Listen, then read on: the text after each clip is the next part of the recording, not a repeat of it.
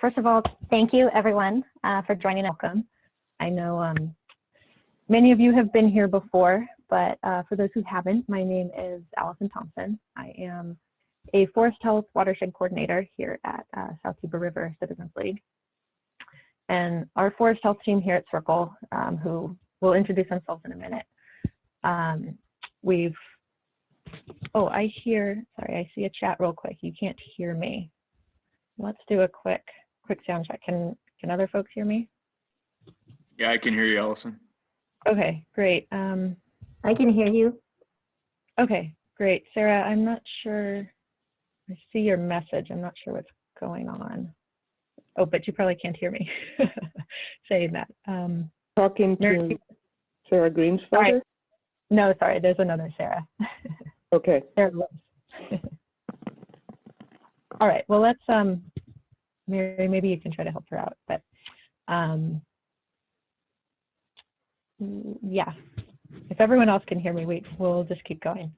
Yeah, so our Forest Health team here at Circle, we'll introduce them in a minute, but we've organized this group, which is the Yuba Forest Network, to help connect resources and increase networking opportunities among Forest Health stakeholders. And then ultimately to increase the pace and scale of forest restoration across the Yuba River watershed. So thank you again, everyone, for being here today and for contributing to such important work. Mary, if we could go to the next slide, that would be great. Yeah, so let's kick off the meeting with some introductions.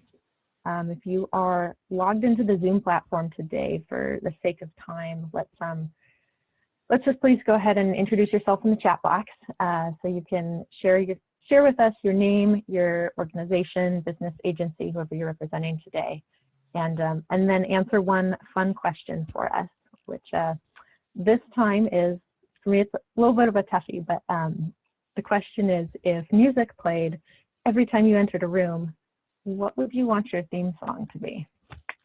So think about that, let us know in the chat box. And if that's too tough to figure out right now, you can also just share your favorite song that you've been listening to lately. Great, and then while you're all introducing yourselves in the chat, we will introduce the rest of our team here.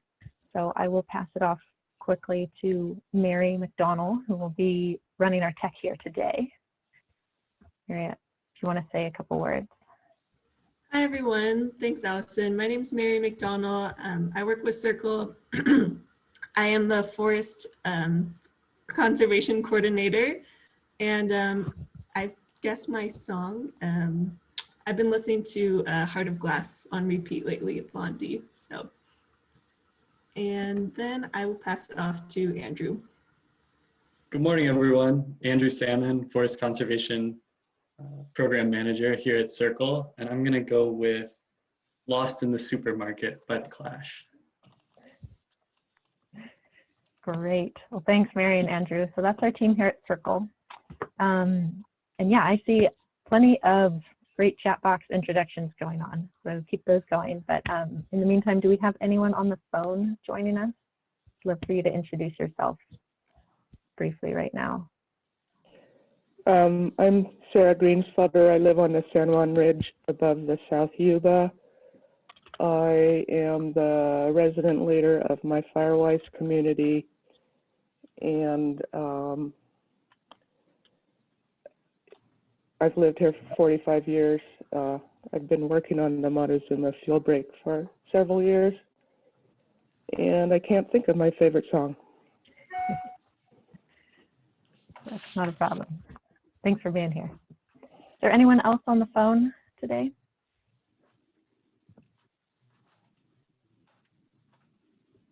All right, well, hearing none, we can keep on moving. We are so glad everyone could join us today. I would like to just take a quick second to remind everyone to please just continue to utilize the resources that we've created through this group over the past few months. They live on the website, which is yubaforestnetwork.org. And we have some great living resources up there that are constantly being updated. So some of those, for example, they include the stakeholder mapping tool we introduced at the last meeting, the Forest Health events calendar, and a voluntary stakeholder directory, so you can get to know other folks in the area. So we'll talk a little bit more about these at the end of the meeting, but I just wanted to remind everyone at the top of the hour here to please utilize these resources. They are there for you to use. So with that, I would say it is time to get on with the program. Mary, if we could go to the next slide. All right, so for our presentation today, we are really excited to have Landon Hack here. He is CAL FIRE's battalion chief for the Nevada Yuba Placer unit. And he has a great presentation for us today on the South Yuba Rim Fuel Break project and how other stakeholders might be able to either partner with CAL FIRE or otherwise help some of these projects move forward. So we will have time for questions at the end of Landon's presentation, and then we will split up into breakout groups as we usually do in this virtual environment here, just to have the chance to discuss the presentation or any thoughts that came up with some of your peers. So I'd say without further ado, everyone please welcome Landon Hack with CAL FIRE. All right, good morning. So bear with me just a second here. I'm going to attempt to share the screen, and don't worry if this doesn't work, we have a backup plan. And yeah, it still says that, so you guys, you have to unshare yours. Oh, thank you. All right, so let's try this. Can you guys see that now? Okay. Let me. Yes, we can. We see your main slide, and then oh, there you go. Perfect. All right. Presentation. Well, so if you don't know me, that's a huge step as far as technology goes. Okay, so thank you, Allison. Good morning, everybody. Like Allison said, my name's Landon Hack. I am Battalion 2314. And what that means for you folks out there is I have the Columbia Hill and Smartsville CAL FIRE stations and the associated battalion with that. So in a nutshell, my battalion runs basically from Beale Air Force Base up through Smartville, Lake Wildwood, Penn Valley, South Yuba River, and then all the way up to the force boundary, up above Malakoff Diggins on the greater San Juan Ridge, if you will. So we can get into this. Basically, what I've done is there's lots of when I got into the battalion, my predecessor did really great work, and there's projects everywhere. As a unit, we're trying to get some focus and rein some of the work in as far as where we're areas that we're targeting. So I'm sure some of you have heard in the past couple of years about the fuel break over in the American River, basically going from Auburn to Colfax. A very large landscape scale fuel break. So that's the kind of the concept that I took here, and I'll go to the next slide. And so this just kind of gives you the overview of the idea. So that red line is, and don't get like zoomed in on exactly where that is located. That is a rough boundary, not even a boundary, just a guidance, basically following the rim, the north rim, if you will, of the South Yuba River. So that particular line right there spans 21 miles, basically from Bridgeport all the way up above Malakoff State Park. So it's kind of arbitrary in just that like it's not a dead set, something has to touch this line in order for it to be part of what I'm gonna go into here. And you'll kind of see that as we go on in the next few slides. So the concept of it, overall intent is to provide an area north of the South Yuba River that allows for containment opportunities of wildland fires, effectively reducing a fire's resistance to control, and therefore pretty much improving the defense of communities along the greater San Juan Ridge, if we just call that the San Juan Ridge from Bridgeport all the way up. Essentially, that's what it is. So this is just zoomed in a little bit here. Kind of gives you, it's kind of stretched out. It came out weird on the picture there, but so that's zoomed in a little bit, and that's kind of giving you overall picture of what I'm talking about. So starting up at the upper end, and this will kind of come together at the end as a bigger picture here. So so right now this is up at Malakoff, as everybody can see. Malakoff State Park, Rich Adams, I'm working with him there. They have they're in the process planning for a VMP project up there. And my understanding, it's probably going to incorporate, and he wasn't able to make it today, but both mechanical and prescribed fire. So for us, CAL FIRE, our portion and our cooperation with them on this is going to be primarily assisting them with getting the prescribed fire portion of it done. And they're looking at roughly 2,100 acres of treatment, probably in that combination of treatments. But once it's approved, we'll be assisting them in conducting the prescribed fire part of it. And they are moving right along as far as my discussions with Rich have been. So hopefully we'll be able to start doing some work up there within this next year.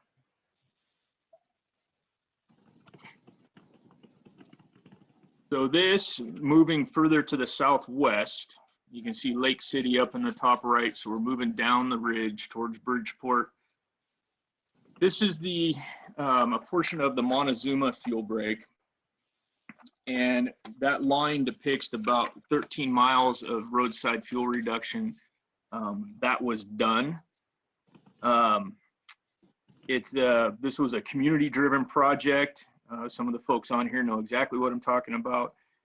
Like I said, about 13 miles. They did, I believe, somewhere around 75 feet, both sides of Jackass Flat Road and some of the surrounding areas, surrounding roads.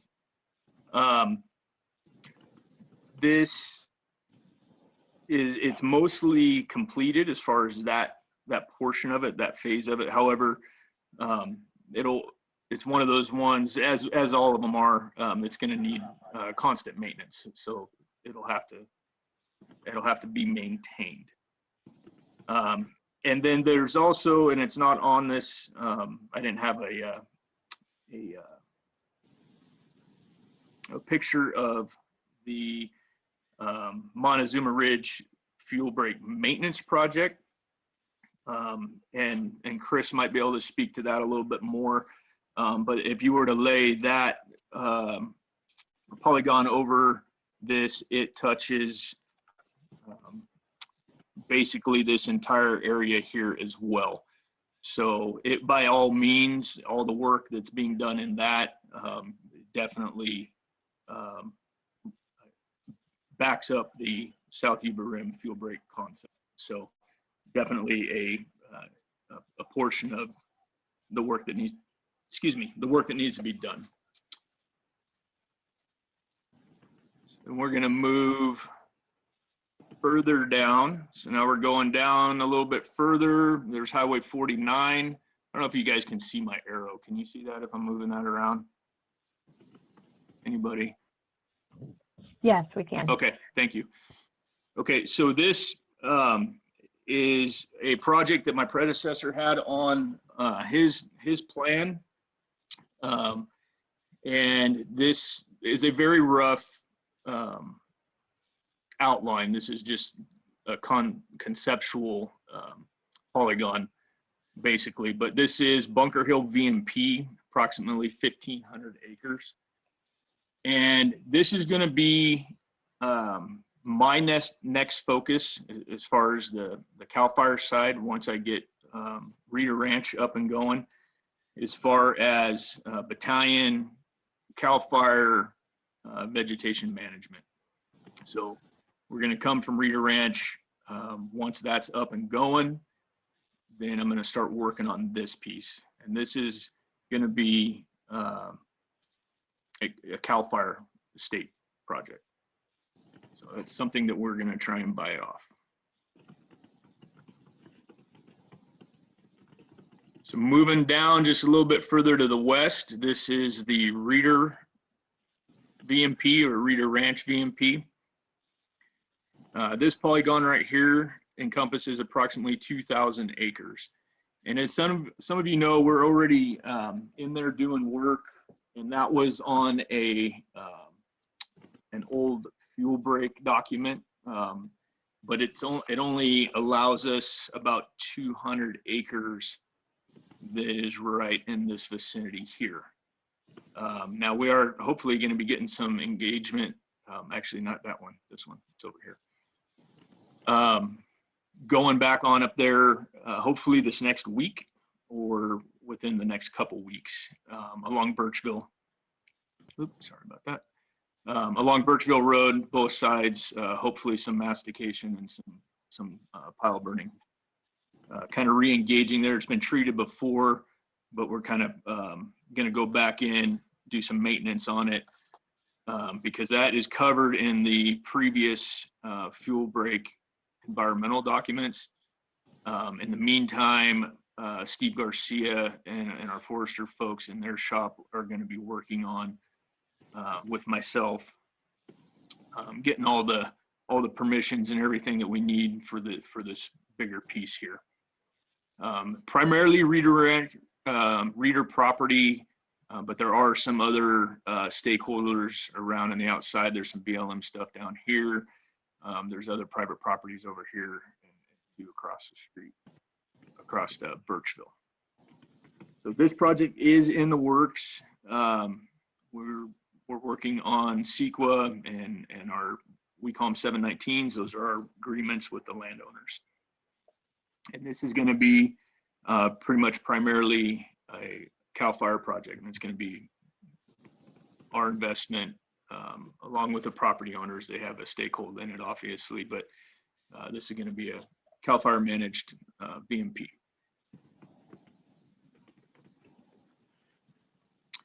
Moving a little further down the river.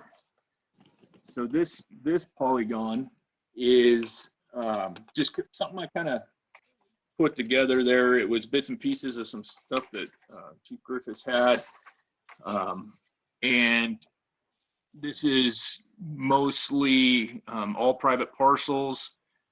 And some of these lines are, if you could see the parcel lines, that's why this looks like it does. So this is a conceptual project. This polygon's about 1,000 acres. And if you were to go directly across the South Yuba over here, this is basically where Ponderosa Phase 2 will come in roughly in this area across the river. So for us to get something in up here, be it just shaded fuel break, you know, clearance around houses, all the mastication, any kind of those treatments that grabs a bunch of this area up here on top of the rim, that would definitely be beneficial. And as I get to the end here, I'll talk a little bit more about how this isn't going to be something in the next probably 5 to 7 years that CAL FIRE is going to be able to grab a hold of and move forward with. So when we talk a little bit later how folks can help, this would be one of those areas. A little bit further southwest. So this is basically the South Yuba River State Park down there at Bridgeport, outlining some of their properties. Another conceptual project, that polygon's about 370 acres, and that would getting some work done down there and possibly even incorporating some private landholders out in Rice's Crossing area would essentially kind of tie this whole thing into water, you know, to the upper end of Englebright. So again, this is another conceptual. This is going to be us working with Rich Adams and his folks, but and probably quite a ways down the road for us as far as CAL FIRE, because we're going to have Malakoff first, Reeder Ranch, and Bunker Hill, which is going to be, there's years worth of work right there in of itself. So, and then the last one I got on here is a polygon of about 600 acres here, and this incorporates some Bear Yuba Land Trust. So this is another conceptual project that would kind of take that corner down to the river and provide some defense, kind of hooking that corner there. So Bear Yuba Land Trust has a fairly decent amount of properties down there. I have not been able to engage them yet, just with my schedule and everything, that talking about, you know, what their plans are. But this is another one that if some other outside entities, this would be another project that could be engaged on. So if we kind of put all those together, we come back up to, I don't know, 30,000 feet or so. This is kind of what it looks like. And this is the idea that, you know, I talked about the Montezuma maintenance project kind of sits in, well, actually kind of sits in this area here, very large area, but we can definitely justify there's portions of that that definitely become a piece of the South Yuba River, or the South Yuba Rim fuel break there. As you can see, there's some gaps up here. I don't have anything here. Now I know, I just got an email from Chris earlier today, this morning, and I have not been able to talk to Jerry with BLM yet. And I know that they have some stuff out Lake City along here. I just don't have track logs or polygons for it. So there is some stuff that being done. I lost my, out in the Lake City area here, but there are some gaps in here. A good thing though is if you look at this on Google Earth, this is also all the mining tailings and the diggings out here, which is definitely beneficial to us. But there is some stringers of timber and brush that come up towards Lake City up in this area. And I think, so talking about what everybody can do to help. So I alluded to it a little bit. Our focus, my focus in the fire plan is going to be primarily Reeder Ranch. We're getting that going, starting to get some more work done there. Hopefully within the next year, that's going to be full-blown VMP, and we'll be able to go out there and really get some stuff done. Working with state parks, we're going to be pretty heavily involved up there in Malakoff. So those are kind of the two immediate right now focuses for us and our resources. And then we'll be moving into this Bunker Hill project, probably, and to be honest, that's, I would say we're probably 3 or 4 years from that. So any projects, and I'm open to incorporating stuff and taking stuff in and putting stuff on the map that anybody has that basically reinforce this. You know, whether it's more Montezuma reduction in here, even if it's along roadways and stuff, that still adds to our overall buffer here. You know, something down here in French Corral, down with Bear Yuba Land Trust and those properties down there, those are both projects that, to be honest, from our side, we're probably not going to be able to get to those for quite some time. These two and Malakoff are going to be quite time consuming. So that's kind of what I got. Hopefully it kind of paints a picture for everybody. And I don't know if Allison, if you want to do questions now or if we're waiting until later, but I'm open to that. Thanks, Landon. Yeah. Yeah, let's go ahead and open the floor to questions. Anyone feel free to unmute yourself and ask away. Or you can type it in the chat box and we'll catch up on that too. Allison, Thanks may so much, I ask, Oh, may I ask some questions? Pat Leach Absolutely. from San Juan Fire. And hi, Landon. Thanks for the presentation. It's really exciting, although I wish the timelines were a little less. As you might remember, we have 5 Firewise communities along the south rim of Yes. the north rim of the South Yuba. So from Cruzon from Cruzon to French Corral. So we do have one developing in Lake City Grizzly area, which is your Edwards Crossing. Yep. It's about Outstanding. 27. It's more than 2,700 acres. And we have, of course, Montezuma and Jackass Flats, which they've been doing a lot on their own.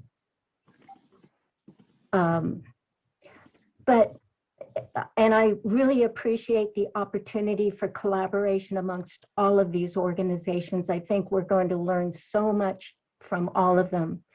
You know, our Firewise, our fire district is 55,600 acres.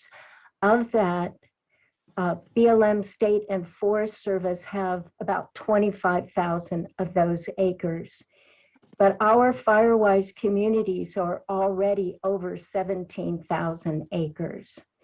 And we have more in the works coming. I do wish you would put back on the CAL FIRE map the Sages fuel break from the middle Yuba. And I want you to know that we're actually developing the Pike Firewise community on the other side of the river for Sierra County. Let's see. I've got a lot of statistics I'd like to share with you. And we can also overlay all of the Firewise communities on your map if you'd like to have that layer, if you don't already. Okay. So I got as we were getting closer here, I started getting all kinds of maps showing up with different stuff on it. So I did get some Firewise information and layers, and maybe we can get together and get some of that. If somebody has the actual polygons that they can email, I can put them into the same map program so they show up in my map program. Yes, Alan Dorr with the Fire Safe Council would be Okay. the gentleman. Yes, I'll message him later today. Okay, that would be great. As far as Sages, so Sages is still in there. It's just not something that we're going to be able to do as far as being a 100% CAL FIRE project. Oh, correct. Like we talked when we were running around in my truck. So But it is still, and so let me backtrack a little bit. So this year's 2021 fire plan, and specifically for me, the ignition management plan is a portion that historically is carrying all that stuff, right? So we've got some direction to kind of consolidate some of this stuff down and have priority projects in there for the battalion. Now, when I say that, that's specific to my program, what my folks are going to be going after. So as I spoke to that, for myself, it's going to be, I have it listed as the South Yuba Rim fuel break, and then my two priorities that we're going to actively be working on in this next year underneath that is Malakoff and Rita Ranch, with the Bunker Hill VMP being kind of the next step of that as far as our work that we're going to try and get done. And then I have the UC Field Station down in Yuba County, and we have an active VMP there too that we have a agreement with them. We do a lot of training and classes down there and stuff. So that one I keep on kind of my priority plate, because it gives us the cooperation there gives us a lot of opportunity for like following classes for our crews and stuff. So everything else that's been listed previously isn't necessarily going away. So the idea is that that's going to go into an appendix of projects that the department supports, is my understanding, in the back of the fire plan. And SAGE's, I have to double check, but I never took it off of anything, and it should still be in there. And I will double check and make sure that SAGE's is still in there as something. It's definitely something that we support. It's definitely something that's necessary. But like we spoke early on, I think about this time last year, it's not something that is going to be able to be an SRA state project. It'll be something that you guys will have to go after some grant funding. Now, our crews may be the ones that you end up hiring to come out and do the work. But as far as it being like a CAL FIRE VMP that we're going to be running, that's not going to be the case. Well, we're very grateful because YWI named the BLM parcel Cinnamon Forest. And so we've already had a shaded fuel break of 200 feet on either side of the road. Yep. And Cinnamon Forest is in there as well. Yeah. Specifically Chris's, the YWI project. Yeah, it looks beautiful. And those Yes. are distribution lines and fiber optic lines to Downeyville, which is important. But we are concerned about a fire coming up out of the middle Yuba and attacking the ridge from that direction. Yes, I understand. Thank you, Landon. I'll let somebody else get in there now. Okay. Great. Thanks, Pat. Does anyone else have questions for Landon at this point? Yeah, hi. My name's Greg Suba. I work with Sierra Forest Legacy. And Landon, thanks for the presentation. I came in late, so I apologize if I missed this. But I'm just trying to get an understanding of the like 30,000 foot scope.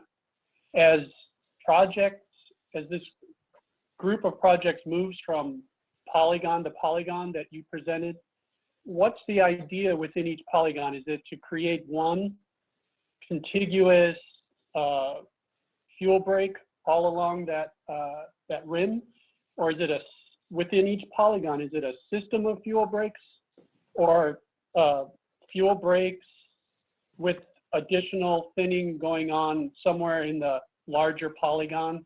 I just wasn't sure. I'm not sure what the scope is as you move from project polygon to project polygon. Okay, so the easy answer is yes. all of that. So the South Yuba Rim fuel break, that concept is a continuous fuel break in the end, and knowing, I mean, that's 21 miles, so it's a constant, something that's gonna be always being worked on. But the intent is a continuous fuel break for the entire distance. Now, if not necessarily all of it is going to be the same type of fuel reduction work, you know, like we're at Reeder Ranch, we're going to be getting very, very open. Like when we're done there, it should be very, very open, grass, oak woodland, little to no brush, trees spaced out, ground fuels burnt over so continuously, you know, every few years, to get it down to basically hardly any ground litter and light flashy fuels, if you would, the grass, and which is easier. And then the fuel, the canopy separation allows the fire retardant to get to the ground and be more effective. So the overall, you know, the neighboring piece in Birchville, if that project ends up being, for now, if the only thing anybody can get funding to do is clearing the road systems, well, that's fine. But that's a start, and it's a piece of it, right? So, you know, and then a couple years down the road, some property owners get on board, and a big mastication shaded fuel break part can be done. Then it fits into, it's still fuel reduction, fuel modification, and creating that ability for the fire to be resistive coming out of the canyon. Does that make sense? Does that clear it up?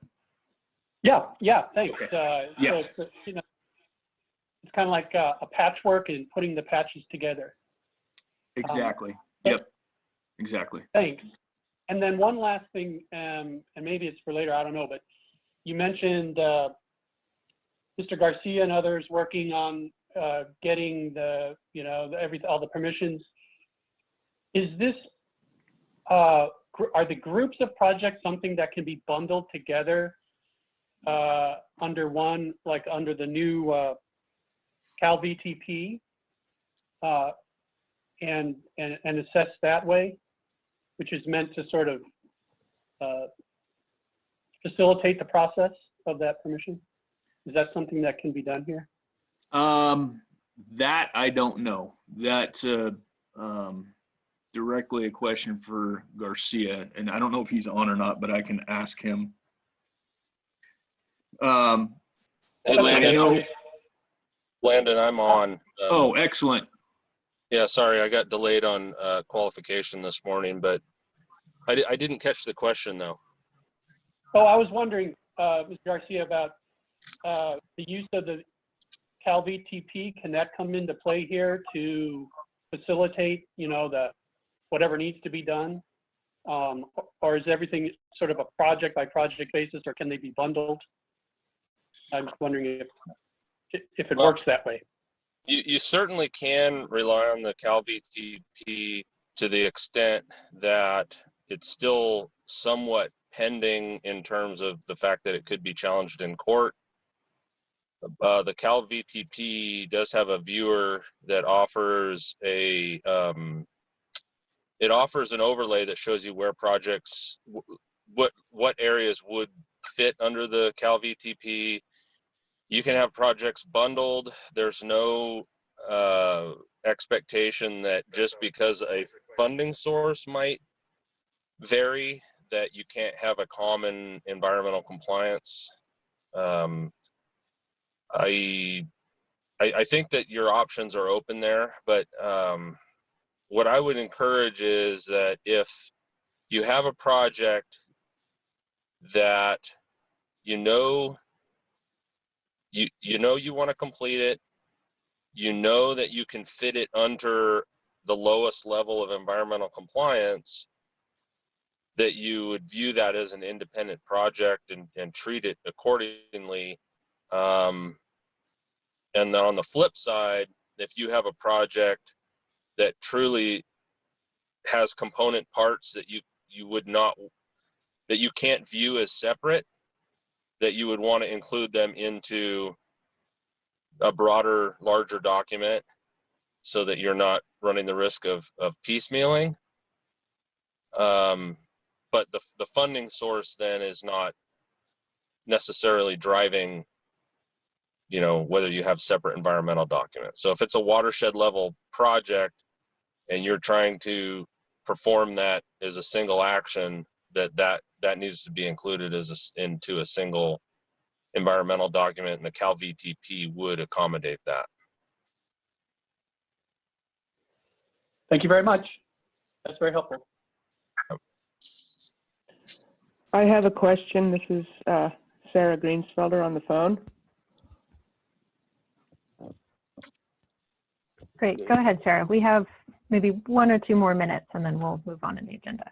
But, Okay, Landon, could you clarify what you meant when you were referring to the Montezuma fuel break? You said that line depicts 13 miles of fuel reduction. I think the Montezuma fuel break is about 5 miles long and maybe 2 miles of it have been treated. So I wasn't clear what you meant by 13 miles of fuel reduction. It's everything that I had on a file that was in there and done between multiple, basically the road systems all through there. That line in particular, when I threw that, I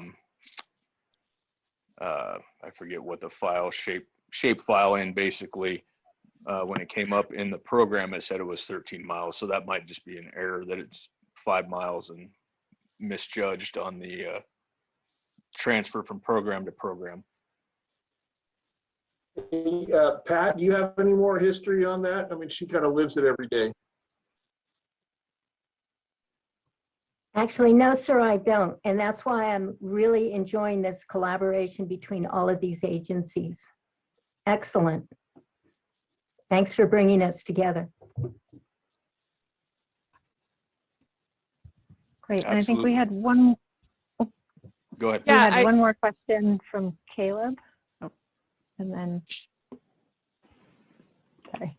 Well, sure. Thank you, Allison. And thank you, Chief Hack. This is such a great presentation. I've actually been looking forward to it ever since the agenda was sent out, because I think that, you know, for many of us, it's so hard sometimes to conceptualize how we can protect an area when there's just these sort of different projects. And I know that many of these have been planned and thought about for years, but I think having CAL FIRE really come forward with this idea of a South Yuba Rim fuel break and giving it a name and a picture is really going to help all of these stakeholders and community members think on a large scale of how we protect the Yuba River and how we protect the communities north of it, and start thinking about it and getting the resources and making the commitment over time, so that we have in the same thing that Grass Valley is getting with the West Ponderosa fuel break, where people start getting in their mind, oh, this matters because it allows us to,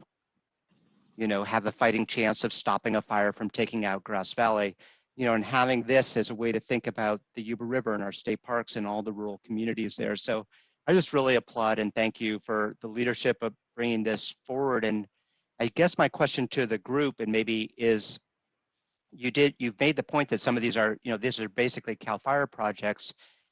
Where's the gaps, and how can we as a community start to identify and address those gaps so that we're really clear about what is the work that we need to do that'll make the biggest bang for the buck? And that'll really influence, I think, funding decisions from other sources, because we're, you know, all really grateful to CAL FIRE, but we know that CAL FIRE is not limitless in its resources. And I think the other challenge for us with these fuel breaks is, as ambitious and as expensive as they are, there's still going to be maintenance in perpetuity.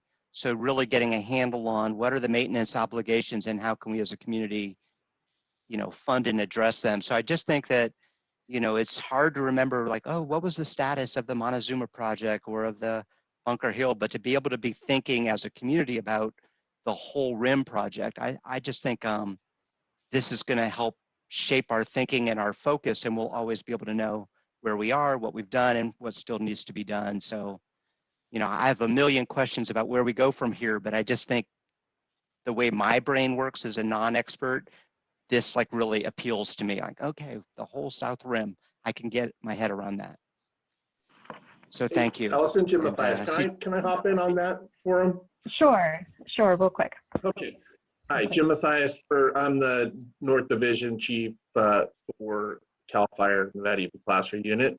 And I think that the cool thing here is that we have people like Allison and Pat and Caleb asking these questions and putting together groups like this. Caleb just had a very good comment, is that it's interesting to him, and then the CAL FIRE does not have endless resources. And then I think generally your question was, where are the holes, how can we help? And I think that that's what this whole discussion is all about, because at the end of the day, we're going to make decisions based on what operationally be benefiting CAL FIRE. So our mission is basically to protect you as human beings, your homes and property, and the environment, all those things.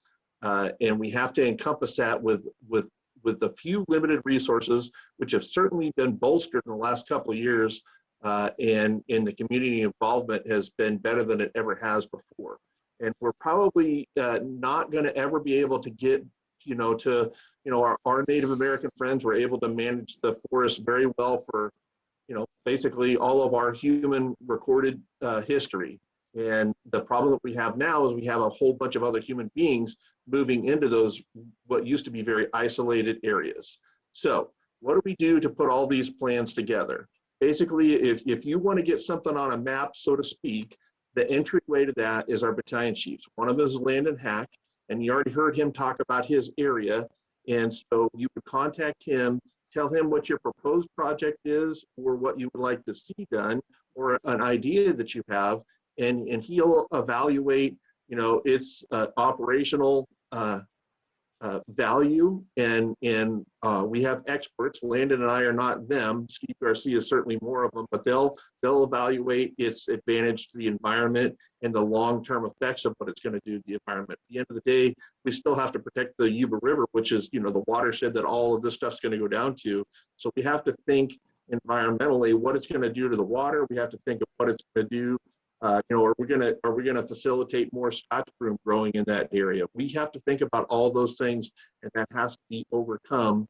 And so, basically, I know I'm going a little long here, but let me just say that if you want to get one of these projects on the map and add it, if you don't have it there, then the right person to talk to is Landon Hack, basically from the Nevada County line down to the Western Ed Bridgeport area, all the way up the Yuba River Canyon to Rush Creek.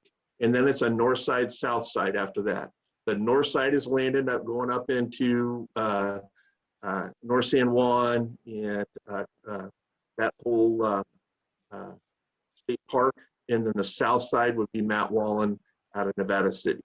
So that's how you get it on a map. We certainly don't want to take anything off of a map. And if we're missing any projects, we not only need those polygons, but we need to know the status of that fuel break, what it encompasses, and how far along it is. So that's it for me. I hope that helped.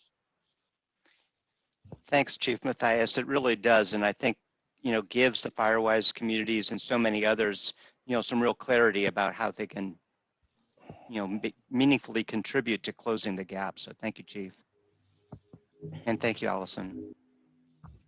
Absolutely. Thank you, Caleb and Jim. I think that's actually a great segue. We're running a little bit behind on time, but these are great conversations. But this is a good segue into our breakout groups. I think you guys actually read our minds on the question we wanted everyone to discuss in those breakout groups. So we'll have a little more time after the breakout groups to come back and discuss what we talk about in the groups, as well as any final questions that come up. But we want to take the opportunity to get everyone together in small groups to talk. So Mary is working on getting those set up for us right now. And while she does that, we'll just run through some quick instructions for anyone who hasn't been here with us before and done that. So you should be sent to a room automatically. And then if you're able to, we'd love to have you turn on your video just to get to know everyone else so much better. And then those on the phone, you should be sent to a room automatically as well. So once you're in your rooms, everyone introduce yourselves. And then first step is we'd love for you to appoint a note taker, someone who can give just a quick report out when we come back to the main group. And yeah, so pick your note taker, and then we would love for you to discuss, continue this conversation, anything that came up for you during Landon's presentation. If you need some help, we do have a couple prompts, so we'll put them in the chat just to get you started. And they are very much what Caleb was asking there. Let's see, the first question is, based on this presentation today, is if local partners are to take on a specific project or help out with this work, what would you need to make that successful? And what are any knowledge gaps or barriers to taking on such a project? And then the second question we have is how do you see yourself or your organization working with CAL FIRE in the future? Or if you are, how are you already working with CAL FIRE? So those are great just to get the conversation started. I know last time we ran out of time to have good solid breakout groups. This time we're a little short on time, but we're still going to give you a full 10 minutes, and we will try to give a 1-minute warning to kind of wrap up your thoughts. So if that sounds good to everyone, how are we doing, Mary? We ready? Yeah, great. So just keep this conversation going, and then we'll come back to the main group, like I said, to continue. So great. We will see everyone in about 10 minutes. All right, everyone's coming back. Looks like, I think we've got most of everyone back. All right, well, welcome. I hope that was great conversation there. It was brought to my attention that I missed a hand raised last time. Liz Meyer-Shields, I think you had your hand raised, and I did not see that over on the sidebar. Did you want to ask a question real quick? I think I'm good. I was actually in the breakout group with Steve Garcia, so I was just going to ask about how BLM could help given our ownership in this area, but Steve and I made that connection. Great. Okay, good to hear. All right. Well, yes, I hope everyone got to either meet some new faces or reconnect with familiar ones. So now we have about 10 minutes or so. We'd like to hear a little bit about what you all discussed in your small groups. Mary, how many groups did we have? Oh gosh, I can't remember. Oh, we had Okay, no, we had 8 groups. Sorry. 8 groups. Okay. Let's try to keep things a little orderly. If you can remember the number of your group, we can try to go down the list. See how this works. So just have the appointed note takers give a quick report out, and then we can just mold that into a conversation as we have time. So who was in group 1? And I can see that information. So room 1 was okay, great. Had Steve Garcia, Elizabeth Meyer-Shields, Nicholas Clavel, and I think Sarah Dewar. If one of you could talk. Hey, so this is Nicholas Clavel. I'm with County of Yuba. I had volunteered to take a note taker, but there was actually a really good conversation between Elizabeth Meyer, BLM, and Steve Garcia of CAL FIRE, and they had probably the most input, and I would hate to misrepresent what they said. So Elizabeth, what do you think? You would mind jumping in instead of having me kind of butcher what you guys had to share? Yeah, so as I mentioned before, it was great to touch base with Steve. BLM has quite a bit of land in this area, and I'm on a tiny laptop screen, so it's hard for me to put it up next to our ownership. But I know there's large BLM parcels throughout. So I think we're going to try to connect and to sit down and set some priorities. It helps BLM to kind of understand the priorities, because then that, as an agency, I think we're kind of moving more towards looking at larger landscape projects. And so it allows us to go out and pursue our own funding. And then it also allows us to try to get ahead of some of the environmental review and maybe do some proactive surveys, so that when crews are ready to go, we have a NEPA ready project, or a project that is easy to quickly turn into a NEPA ready project versus having to spend a lot of time doing surveys, if we can have those already done. So Steve, I don't know if you had anything else to add. No, I think you covered it. We've worked with BLM on other projects in the past, and I think Elizabeth and I both recognize the fact that, we have a huge land area with a lot of different ownerships, and BLM seems to overlap the entirety of that. And so we're always trying to look for those targets of opportunity. We'll continue to do that. I think that Chief Matthias and myself and the executive management team here in NEU need to come up with some priorities and help BLM establish their priorities list, so that they can use their funding efficiently and they can help us. So that's what we'll do. Great. Thanks, you guys. What about our next group? This group 2. Okay, room 2 had Amy. And everyone else? Yeah, so that we were group 2. Jeff Lauder, Sierra Streams Institute. We had Amy Irani of Nevada County, Kate of Variable Land Trust, and then Greg Suba of Sierra Forest Legacy. And really the main thing that I think came up for us was this theme of getting information to landowners. So a combination of information to private landowners, and then, for example, Variable Land Trust, one of their big holdings is Rice's Crossing. So they're very interested in seeing what steps do they need to take to have any permitting done or other things to basically help you guys do the implementation. And then from my perspective, and Greg's and some others and Amy's at the county, trying to get information to landowners so they know what's happening where and how their own management on their properties might then feed back into this larger landscape scale project. So just some sort of information sharing and transparency, I think, is something that we really were talking about and interested in, just getting that information out to the public. Great, Awesome. thanks, Jeff. Mary, who's your next group?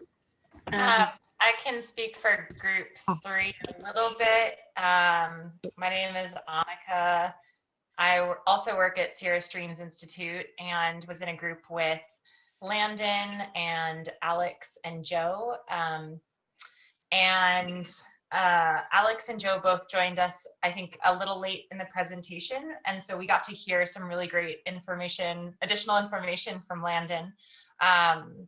Landon shared that, so I shared with Landon that our organization had lost our building in the Jones fire.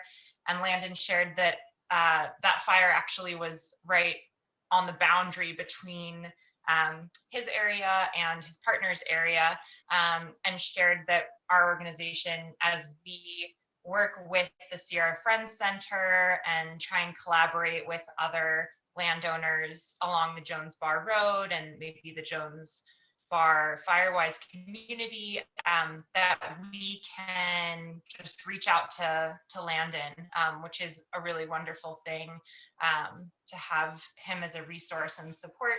And Landon shared that a large gap right now is hand crews, and that CAL FIRE is just really, really lacking the hand crews. Shared a little bit about the details of that situation and some of the crews that they do have, and it's sparking, it's really helpful for me to have this time and get into this headspace, because we're going to be going through a strategic planning process as an organization, and definitely trying to unify our projects And I think this is a really great theme for us to move forward with and think about how we utilize our volunteers and our relationships in that area, and can maybe support in whatever way, maybe hand crews. I also shared that with our education program, we're hoping to build a lot of relationships with elementary schools throughout Nevada County in the next few years through an education program that we're developing. And we've talked about using that and also some other project areas to kind of galvanize a lot more community support with land management. So I think there's opportunity there, and it's exciting. Great. Thanks, Annika. What about group 4? I think we're on group 4 now. Mary, who is that? Sherilyn was in group 4, also Shelly and Pat.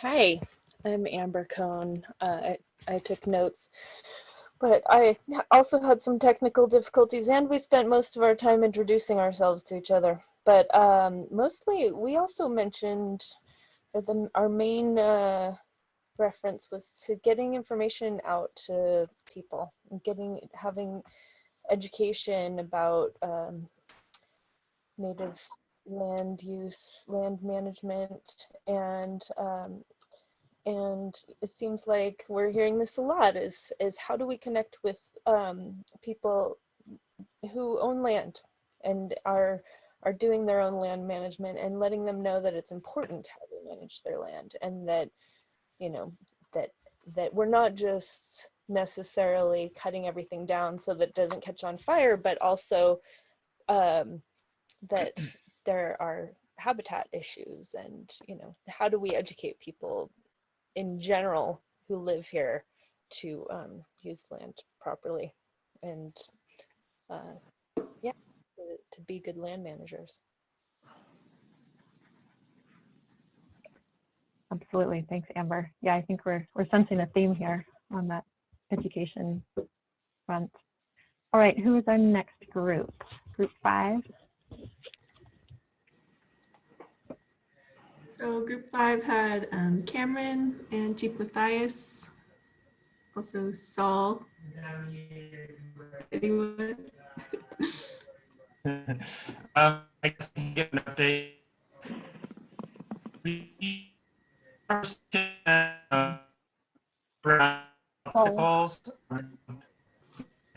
Paul, your audio is cutting out pretty bad. Is it better with without video? That is better, yes. Thank you.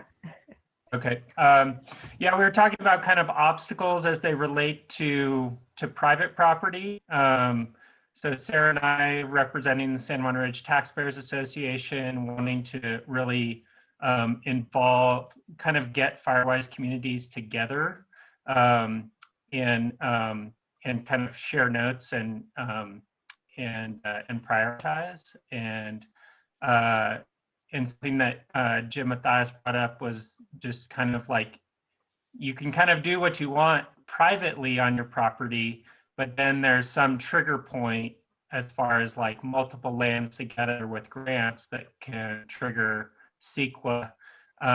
So Jim, if I got that incorrectly, please correct me, but that's definitely something that sounds interesting to follow up on, as far as like what triggers CEQA, and you know, and when do we need to kind of go down that path. And then anybody else, feel free to chime in there on our conversation.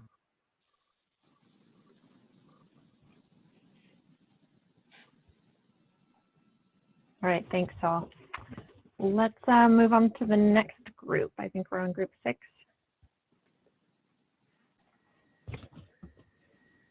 I see that room 6 just has one person left, Sarah Lowe's. If you have something to report out, otherwise we can move on. Sorry, I hope you weren't alone the whole time. Well, yes. I don't know if it was just me, but I was having audio issues, so we did not talk, unfortunately. Yeah, Not sure if it was just me, but probably skimming. No, sorry about that, Sarah. We'll keep an eye out for that next time. Who is our next group? I guess group 7 then. Chris was in that group, and Barbara, Badri, anyone? I guess I can speak for the group, and Barbara and Badri, feel free to chime in. I'm Chris Friedel with Yuba Watershed Institute. Barbara Getz is a active landowner in the Montezuma West Firewise community, and Badri works with land management at Ananda on the ridge. So we had a good conversation. Barbara was expressing that in her Firewise community, she's unsure kind of how to get information about these larger issues and how their Firewise community fits into these larger issues. And so similar to what Saul was saying, she was expressing a desire to kind of get the Firewise communities on the ridge together so that they could start to kind of wrap their head around these landscape scale issues.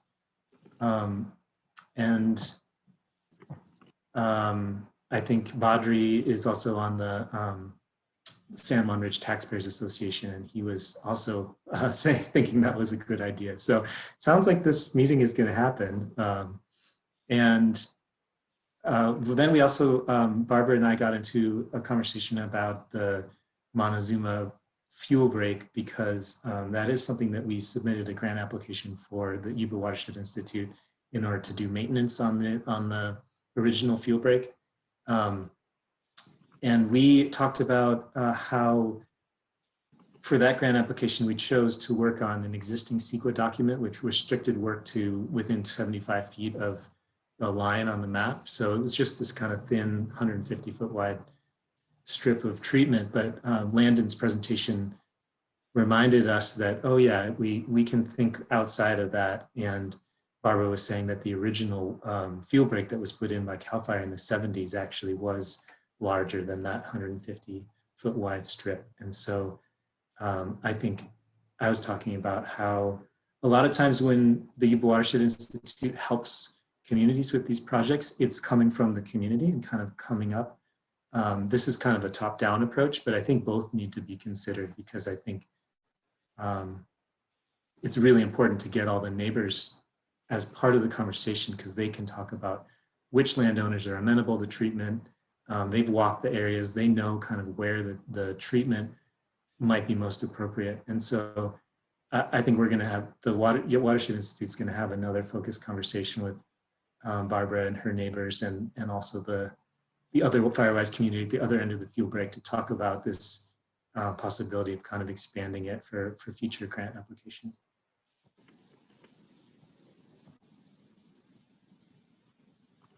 Great, thanks, Chris. All right, I think we have one more group to report out.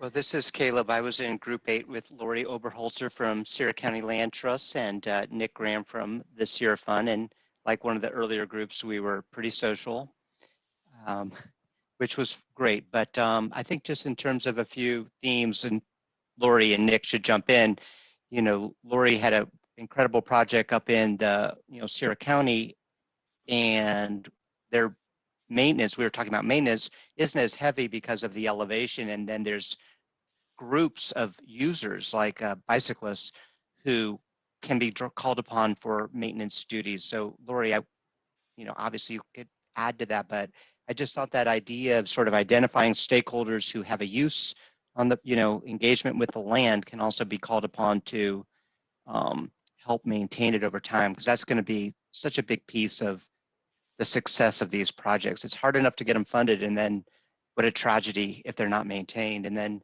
Nick had all sorts of Sierra Fund innovative projects, as they always do, so you should probably speak about that. But I think as a theme, we were talking about maintenance and also job creation. Trying to get resources up here, put people to work in our forests and on these lands. And then we also talked about the more densely urban areas like Nevada City. How do we create fuel breaks that involve dozens, if not hundreds, of private property owners. So those were some of the topics that we addressed. I think permitting, especially sort of master view of these things, especially where there's so many different ownerships. No individual is going to be able to get permits, in the way that a larger scale project might. So, Lori, feel free to add to that.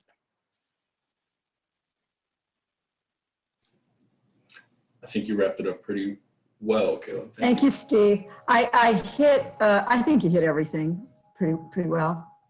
Very well.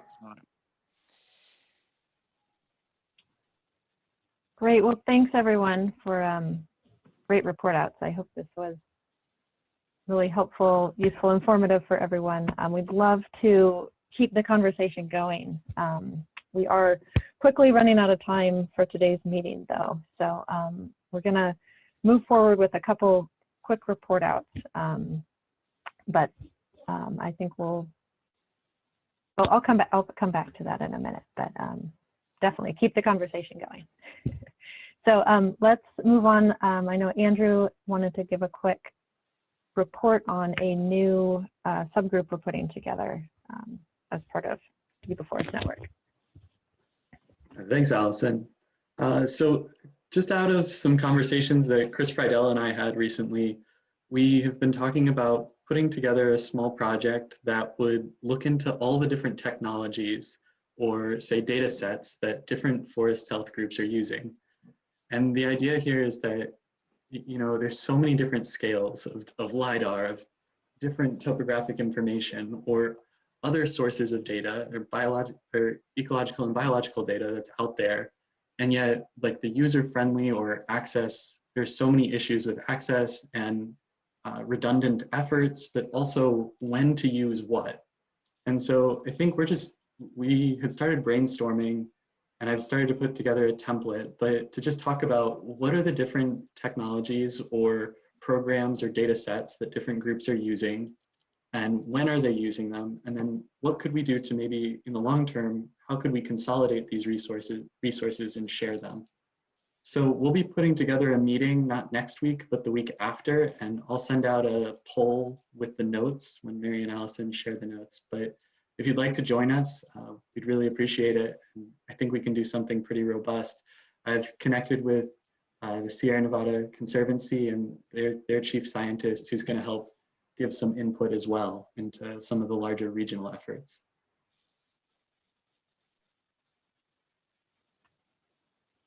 Great, thanks, Andrew. That is super exciting. So again, that poll will be in the meeting notes, and anytime, feel free to reach out to us. So, well, it looks like we have about 5 minutes left. I wanted to give a few minutes in case anyone has any announcements they'd like to make.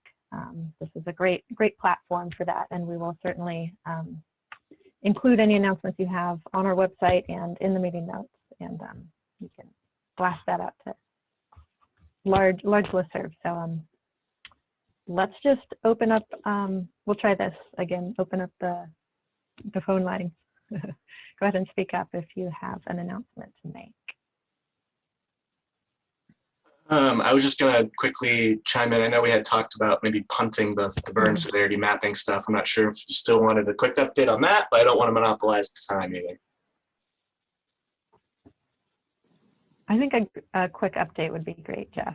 It's very on theme for today. All right, we'll try not to take too much time. I was just going to share. Oh, can I share my screen really quick? So yeah, with Sierra Streams Institute, and we've been working on a side project of mapping the burn severity in the Jones Fire.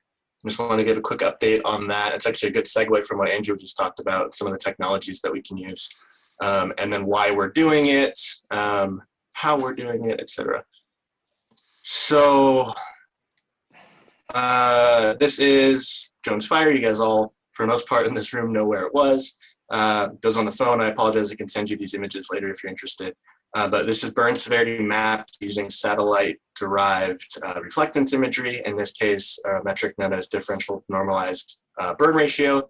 And basically more red is higher severity. It's looking at reflectance of ash, canopy loss, those kinds of things. And we wanted to dig into this to look at where did the fire burn hot? Did where it burned hot have something to do with the fuels that were there before the fire? And then how can that potentially inform future management? So first off, just looking at kind of distribution of burn severities in the burn scar. The figure on the right has the distribution of all the severities across every single grid cell. So the image is a grid of 10-meter wide cells. And you can see most of it's in kind of the mid severity. For comparison, this is the Claremont Bear complex just north of us. The Jones fire is at the very bottom there, that tiny one. And you can see there's a lot more high severity in the Claremont Bear fire than there was in the Jones fire. So there's some mid to high severity in the Jones fire, but relative to other fires, it's pretty moderate and mixed severity. And then the other thing that we were trying to do was to look at, can we use some of the spectral satellite data to look at forest structure before the fire, forest structural change as a sign of treatment, and then did that treatment actually influence burn severity? So in this case, we're looking at areas like these highlighted circles. You know, where did canopy cover decrease or increase across the entire landscape? And so we can make a map like this, which is the difference in canopy cover and forest density from a year ago to this year. And then we can talk to landowners to get an idea of the treatment history of the property and pair that up with this map. And then finally, we can look at things like structural heterogeneity, which is just how much, if we zoom in on these pixels, how much do they differ from all the pixels around them? And that tells us how broken up is that forest coverage, that forest density. And then that's that map on the right is a map of structural heterogeneity. So how clumpy is the forest? If it's blue, it's basically all clumpy or all homogeneous. And if it's red, it's kind of all broken up and clumpy. And then we just kind of plugged all those into a little model to say which of these best predicted burn severity. Was it just canopy cover and density, change in density, or structural heterogeneity? And then won't go through all the table here, but the main takeaway was burn severity was best predicted by total canopy cover and forest density, and then also by decreasing structural heterogeneity. So more broken up forest landscape had a lower burn severity, and that's a really useful tool, I think, to show some landowners and some people about why we're doing some of these projects and why a fuel break approach is sometimes better than a uniform thinning approach. And so all this was just to say that we just got funding to work on a project on forest management on private property within the Jones Fire Firewise Committee and the Fire SCAR. And we really want to get this data included in that, and also want to share this data with you guys. So if anyone wants this burn severity data or other like prescribed burns and other projects, we are happy to utilize this technology to help out, can make this code available, these raster data sets and shapefiles available, and would love to continue to collaborate with some folks on this kind of thing. And then there's another project in the pipeline that I won't share about right now, but that's all. Thanks so much, Jeff. I'm really sorry we're so short on time. There's like so much more information there. But again, like Jeff said, anyone interested, reach out to him. We'll include some of that info in the meeting notes. Yeah, I know we are right up on 11:30, so apologies. There's always so much to go over in these meetings. But did anyone else have any quick announcements before we let everyone go?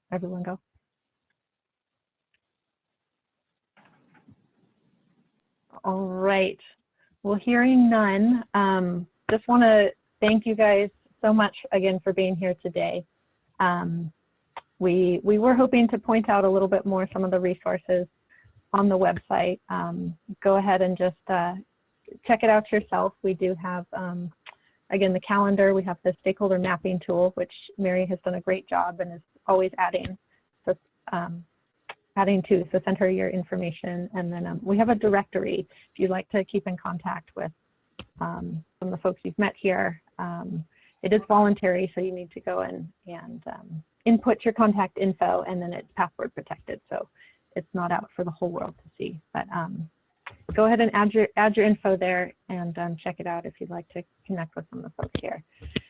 And as always, please reach out to us with any questions. Questions, comments, concerns, feedback. We're always open. So thanks again so much. I know we're a minute over. I think Mary and I will hang out for a little bit longer if you want to follow up afterwards. But thanks so much. Our next meeting is May 7th, same time, same place. And we'll we'll let everyone go and have a great rest of your Friday. Thanks so much.